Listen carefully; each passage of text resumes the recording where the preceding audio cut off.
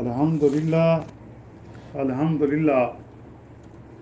وقفا وسلام علی عباد الذین اصطفیٰ اما بعد اعوذ باللہ من الشیطان الرجیم بسم اللہ الرحمن الرحیم کتاب فصلت آیاتہ قرآنا عربیا لقوم یعلمون، ایسی کتاب ہے جس کی آیاتوں کی تفصیل کی گئی ہے اس حال میں کہ قرآن عربی زبان میں ہے، اس قوم کے لیے جو جانتی ہے، بشیرا و نذیرا فاعرض اکثرهم فهم لا یسمعون،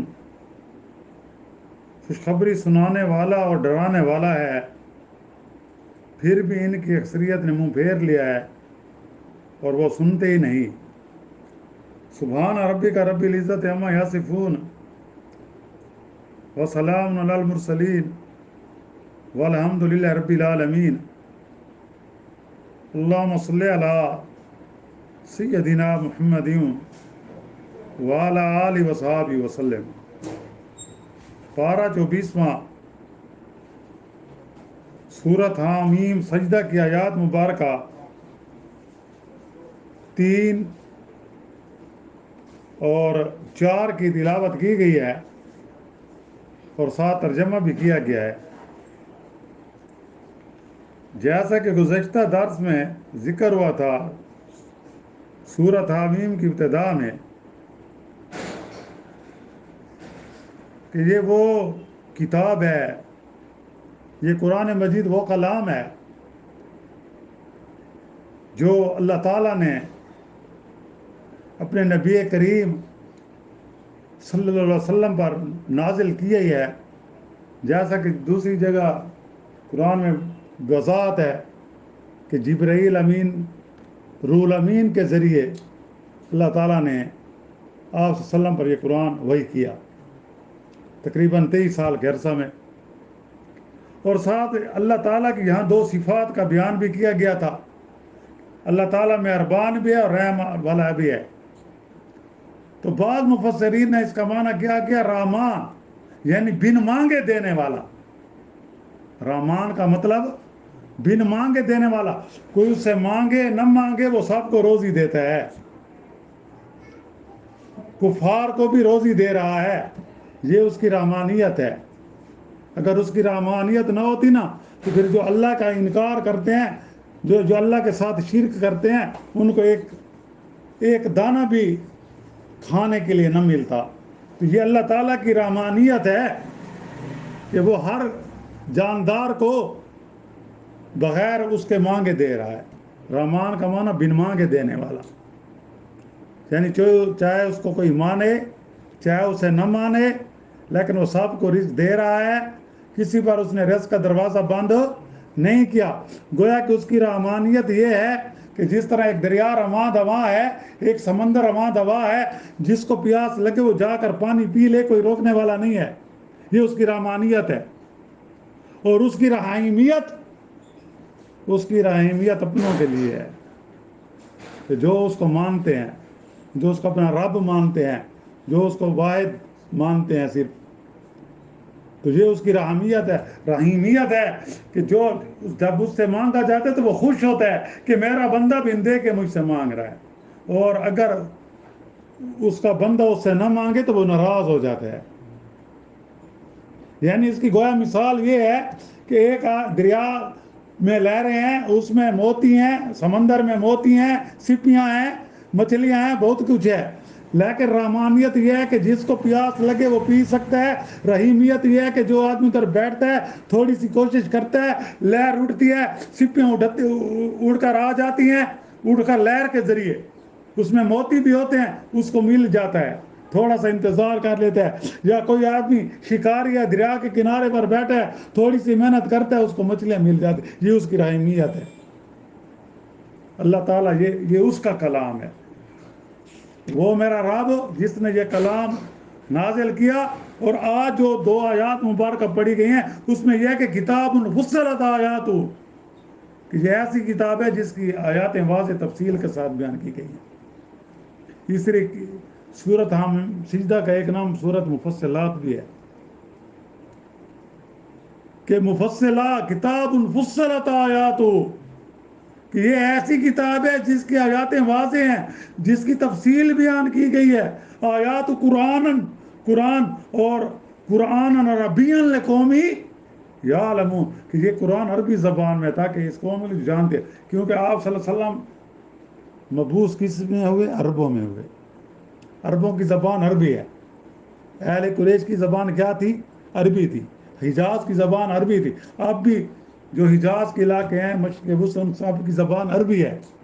تو نبی کریم صلی اللہ علیہ وسلم کی زبان بھی عربی تھی. اس لیے قرآن مجید عربی زبان میں نازل کیا گیا تھا کہ آپ سلم سب سے پہلے جن لوگوں کو آپ نے دین کی دعوت دی وہ آپ کے ہم زبان تھے، وہ اہل زبان تھے، وہ عربی سمجھتے تھے، تاکہ کسی کو کہنے کا یہ موقع نہ ملے کہ یہ تو قرآن مجید دوسری زبان میں ہے، ہمیں اس کی سمجھ نہیں آتی، لہذا اس کا آیاتیں واضح ہیں، تفصیل ہے، تاکہ وہ اس کو سمجھ سکے.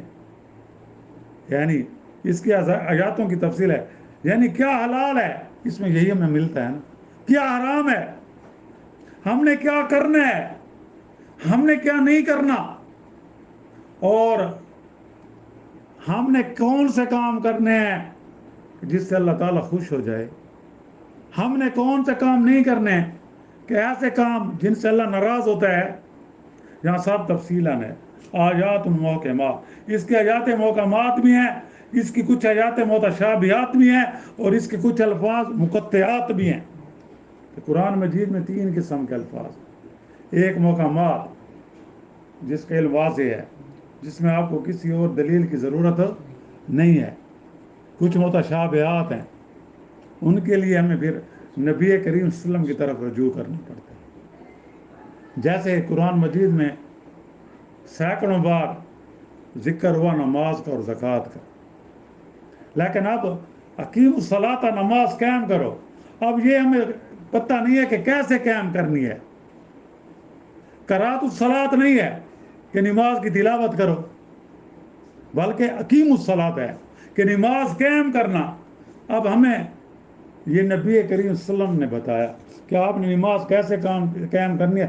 اس طرح پڑھنے ہیں. صبح کی 2 فرض ہیں، ظہر کے 4 فرض ہیں، عصر کے 4 فرض ہیں، مغرب کے 3 فرض ہیں، اور عشاء کے 4 فرض ہیں اور 3 وتر. یہ ہمیں حضور صلی اللہ علیہ وسلم نے پھر ان کو کیسے، پھر اس کے بعد ہمیں نبی کریم صلی اللہ علیہ وسلم نے بتایا کہ سنتے ہیں، صبح کی 2 سنتے ہیں، اس طرح ظہر کی سنتے ہیں. اللہ یہ نبی نے ہمیں بتایا، اس کی تشریح کی. اس طرح زکوٰۃ ہے کیسے دینی ہے. اب حکیم واتو الزکوٰۃ کا حکم ہے، یہ بھی ہے کہ کون لوگ زکوٰۃ لینے کے اہل ہیں. تو سورۃ توبہ میں بتا دیا کہ 8 مسائل پتہ، لیکن یہ نہیں بتایا کہ کیسے زکوٰۃ نکالنی ہے. تو وہ ہمیں نبی کریم صلی اللہ علیہ وسلم نے بتایا کہ یہ زکوٰۃ کا نصاب ہے. تو یہاں یہی ہے کہ اس میں ان آیات کی طرف اس کی آیات واضح ہیں، تفصیل ہے. یہ عربی زبان میں اہل عرب کو اس کی پڑھتی سمجھ آ جاتی ہے. یہی وجہ ہے کہ آپ سنتے ہیں جب امام حرمین قرآن مجید کی تلاوت کر رہے ہوتے ہیں، یا کوئی سعودی قرآن مجید کی تلاوت کر رہے ہیں، تو وہ ساتھ رو رہے ہوتے ہیں بعض آیاتوں پر. جب عذاب کی آیات آتی ہے تو وہ رونے لگ جاتے ہیں، کیونکہ ان کو معلوم ہوتا ہے کہ اس کا مطلب یہ ہے. اور ہم کیونکہ بغیر سمجھے پڑھتے ہیں، اس لیے ہم پر اثر نہیں ہوتا. تو یہ بھی ہے، اس لیے قرآن عربی زبان میں ہے. اور یہ حال ہے کہ اس کے الفاظ عربی ہیں جن کے معنی مفصل اور واضح ہیں، بالکل واضح ہیں. جیسے شروع میں سورۃ بقرہ میں الف لام میم ذالک الکتاب لا ریب فیہ، یہی کتاب، اس میں کوئی شک نہیں. ھدی للمتقین، اور یہ ہدایت ہے متقین کے لیے. متقین کو پرہیزگار، گناہوں سے بچنے والے، تقوی اختیار کرنے والے. اور پھر یہ قوم جانتی ہے، کیا جانتی ہے؟ عربی زبان جانتی ہے. اس لیے اللہ تعالیٰ نے قرآن مجید کس میں نازل کیا؟ عربی زبان میں، تاکہ یہ قریش مکہ کو جو سب سے پہلے نبی کریم صلی اللہ علیہ وسلم کے مخاطبین تھے، ان کو یہ کہنے کا موقع نہ ملے کہ یہ قرآن کسی دوسری زبان میں ہے، ہم تو نہیں سمجھتے، پتہ نہیں کہ اس کا کیا مطالب ہے، اور نبی کریم صلی اللہ علیہ وسلم کیا مطالب بیان کر رہے ہیں. یعنی عربی زبان، اس کے معنی اور مفاہیم اور اس کے اسرار و اسلوب کو یہ قوم خوب جانتی ہے۔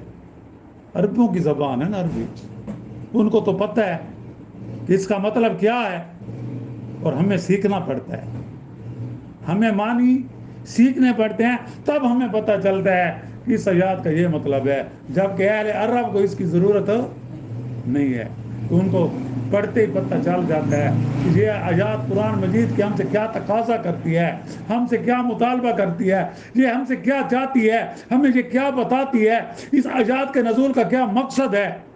تو اس لیے جہاں یہی واضح کیا گیا کہ یہ قوم اہل عرب، کیونکہ ان کی زبان عربی ہے، اس لیے اللہ تعالیٰ نے قرآن مجید کو عربی میں نازل کیا، اور عربی کو بڑی فوقیت حاصل ہے، عربی کو جنتیوں کی زبان بھی عربی ہوگی، اس لیے آپ نے فرمایا کہ میں اہل عرب ہوں، اس لیے عربیوں کو، اہل عرب کو برا بھلا نہ کہو، ان میں کوئی ایسا عیب دیکھو تو خاموشی اختیار کرو کہ میری زبان عربی ہے، قرآن مجید کی زبان عربی ہے، میرے نبی کریم صلی اللہ علیہ وسلم جس پر یہ قرآن اترا اس کی زبان عربی ہے، جن لوگوں کو آپ نے مخاطب کیا ان کی زبان عربی ہے، اور اہل جنت کی زبان بھی عربی ہے۔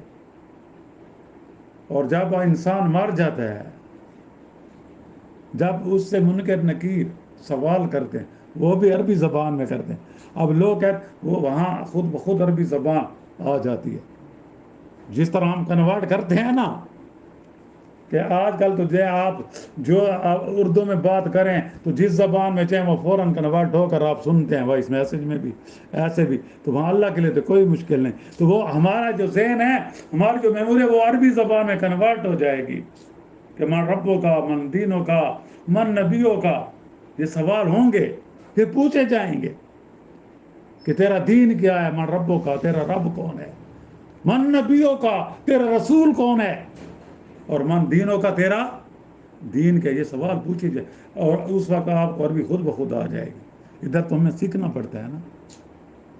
اور پھر دوسری آیات میں ذکر ہے بشیر و نذیرا، یعنی کہ آپ صلی اللہ علیہ وسلم خوشخبری سنانے والے ہیں اور ڈرانے والے۔ بشیرہ کا مطلب ہوتا ہے خوشخبری سنانے والا، اور نذیرہ کا مطلب ڈرانے والا، یعنی ایمان اور ایمان صالح کے حاملین کو کامیابی اور جنت کی خوشخبری سنانے والے، کہ جنہوں نے نبی کریم صلی اللہ علیہ وسلم کی بات مان لی، جنہوں نے توحید کو قبول کر لیا، جنہوں نے اپنی زندگی لا الہ الا اللہ کے مطابق گزاری اور محمد رسول اللہ کے نقش قدم پر چلے، وہ کامیاب ہے۔ یعنی اللہ سے سب کچھ ہونے کا یقین اور مخلوق سے کچھ نہ ہونے کا یقین، اور سب مخلوق کی کامیابی اللہ کا حکم ماننے، رسول اللہ صلی اللہ علیہ وسلم کے طریقوں پر چلنے میں ہے۔ تو یہ خوشخبری ہے، یہ خوشخبری آپ نے سنا۔ اور ڈراوا کیا ہے کہ جس نے نبی کی بات نہ مانی، جس نے اللہ کی توحید کو نہ مانا، جس نے اللہ کے ساتھ توحید کو میں کسی دوسری ہستی کو شریک کیا، جنہوں نے اللہ پر جھوٹ بولا، آپ ڈرا رہے ہیں کہ ان کے لیے عذاب سخت ہے، ان کے لیے جہنم کی آگ ہے، آخرت میں ان کے لیے کیا ہے؟ پچھتاوا ہے۔ اللہ تعالیٰ ہمیں جہنم کی آگ سے محفوظ کرے اور جنت کا حقدار بنائے، اور اللہ تعالیٰ ہمیں اپنی خوشنودی اور رضا کاملہ عطا فرمائے۔ اور پھر آگے ہے فارض اکثرهم فهم لا يسمعون، اللہ نے آپ کو بشیر بنا کر بھیجا، یعنی خوشخبری سنانے والا بھیجا، نذیرہ ڈرانے والا بھیجا، لیکن یہ لوگ کیا کرتے ہیں؟ فارض اکثرهم فهم لا يسمعون، کہ یہ اکثریت نے منہ پھیر لیا ہے، پھر بھی ان کی اکثریت نے آپ کی بات کی طرف توجہ نہیں دیتے، وہ سنتے نہیں ہیں، یعنی غور و فکر و تدبر نہیں کرتے، ان کی نیت ہی نہیں ہے کہ اس تعلیم کو سمجھیں، اس دعوت کو سمجھیں، بالکل توجہ نہیں دیتے کہ انہیں فائدہ، توجہ دیں گے تو فائدہ ہوگا۔ اور ان کی اکثریت اس لیے ہدایت سے محروم ہے، اگر وہ توجہ دیتے، اگر وہ نبی کریم صلی اللہ علیہ وسلم کی بات کو غور و فکر سے سنتے، وہ سنی نہ کر دیتے، تو پھر ان کو فائدہ ہوتا، پھر ان کی یہ دنیا بھی سنور جاتی اور آخرت بھی بن جاتی۔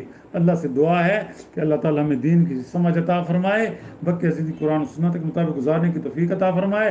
اللہ تعالیٰ ہم سب کے صغیرہ کبیرہ گناہ معاف فرمائے، اینڈ اپنی رحمت سے ہم سب کو صغیرہ کبیرہ گناہوں سے محفوظ رکھے۔ اور اپنی حفاظت میں رکھے، اور جو مسلمان اس دنیا سے رخصت ہو گئے ہیں اللہ تعالیٰ ان سب کی مغفرت فرمائے اور ان کو جنت میں اعلیٰ مقام عطا فرمائے۔ جو مسلمان یا جتنے بھی لوگ بیمار ہیں روحانی طور پر، جسمانی طور پر، گھروں میں ہیں، اسپتالوں میں، اللہ تعالیٰ ان کو سب کو صحت کاملہ عطا فرمائے اور ایمان کے ساتھ زندہ رکھے، اور اللہ تعالیٰ ہم سب مسلمانوں کو آپس میں پیار محبت عطا فرمائے، تفرقہ بازی سے، نفرت سے، تعصب سے، حسد سے محفوظ رکھے۔ وآخر دعوانا ان الحمد للہ رب العالمین۔ ربنا آتنا فی الدنیا حسنۃ وفی الآخرۃ حسنۃ وقنا عذاب النار۔ صلی اللہ تعالیٰ علی خیر خلق محمد وآلہ وصحبہ اجمعین برحمتک یا ارحم الراحمین۔ السلام علیکم ورحمۃ اللہ وبرکاتہ۔ تعلیم دین کورس بعد از نباہ مغرب ہر عمر کے افراد کے لیے اس موقع سے فائدہ اٹھائیں، خصوصاً طلباء کے لیے جو کالج کے طلباء ہیں یا میٹرک کے طلباء ہیں، اس میں آپ کا اپنا فائدہ ہے۔ ایڈریس دیا گیا ہے، اس کو پڑھ لیں اور جوائن کریں۔ 3 کتاب جو مفت دیے جائیں گے، بالکل مفت کورس اپنی آخرت بنانے کے لیے۔ السلام علیکم ورحمۃ اللہ وبرکاتہ۔ Please subscribe my channel and like for more videos. السلام علیکم۔